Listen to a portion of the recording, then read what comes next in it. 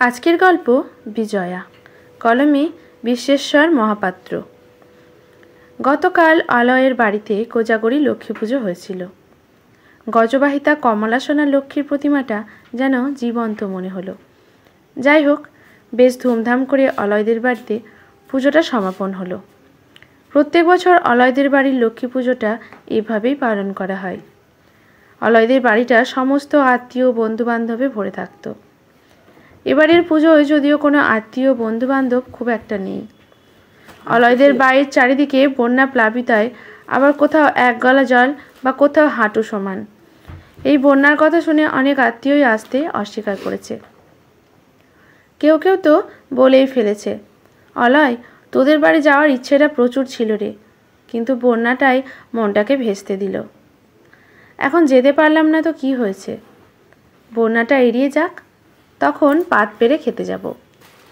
আসলে অলয়রা বর্তমানে একটু দুর্বল হয়ে গেলেও তারা এক সময়ের জমিদার বাড়ি। প্রায় 600 একর জায়গার মালিক ছিল। অলয়রা তার কিছু অংশ স্কুল, হাসপাতাল সহ বিভিন্ন সেবা প্রতিষ্ঠানে দান করেছে। কিছু জায়গা বর্গাপট্টার কবলে, কিছু সরকারি ফেস্টেড। সরকারের সঙ্গে এখনও অলয়দের আইনি লড়াই চলছে। যাক, সেসব কথা। এই অলয়দের বাড়ির পুজোয় ধুমধাম করে হবে না তো কি হবে। এমনিতেই বন্যা কবলিত এলাকার কিছু মানুষের খাওয়া দাওয়ার ব্যবস্থা অলয়রা করেছে। তারাই অলয়দের বাড়ির কাছের প্রাথমিক স্কুলটাতে থাকে। এবার সেই সকল প্রজারাই পুজোর দায়িত্ব নিল।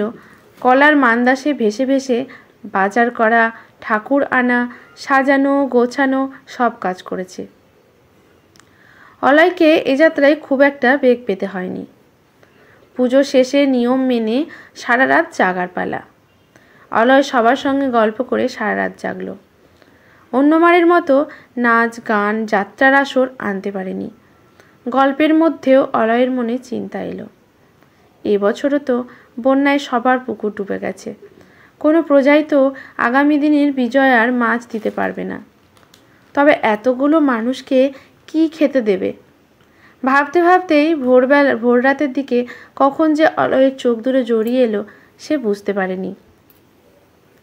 তবুও সে ঘুমের মধ্যে দেখল মা লক্ষ্মী হেঁটে হেঁটে তার দিকে এগিয়ে আসছে। তার পায়ে নুপুরের কিঙ্কণ মধুর লাগছে।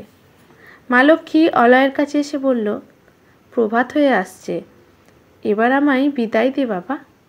তুই কোনো চিন্তা করিস না, আমি বিজয়ায় গেলেও তোর সংসারে কোনো অভাব থাকবে না। আর তুই সাধারণ মাছ নিয়ে তো চিন্তিত।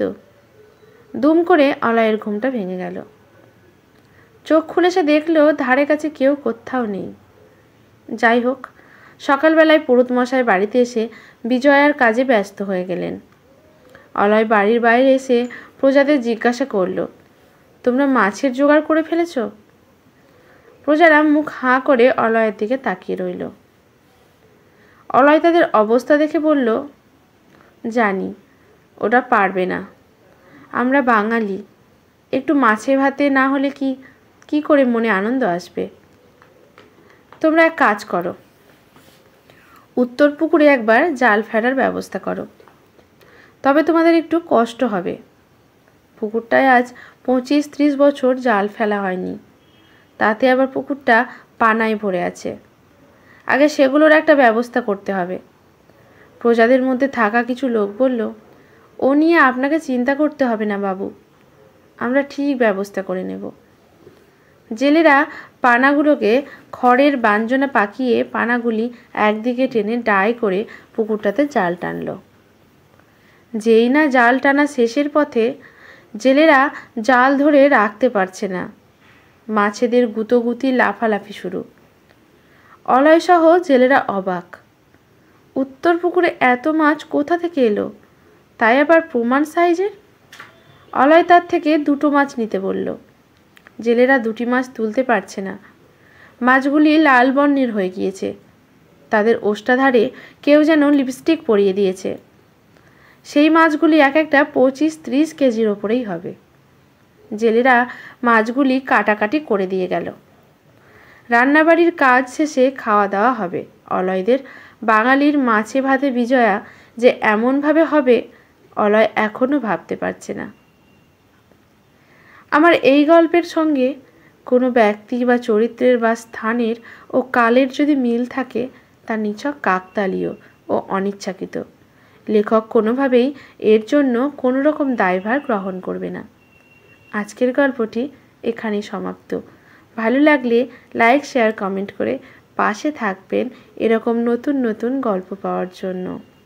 ধন্যবাদ।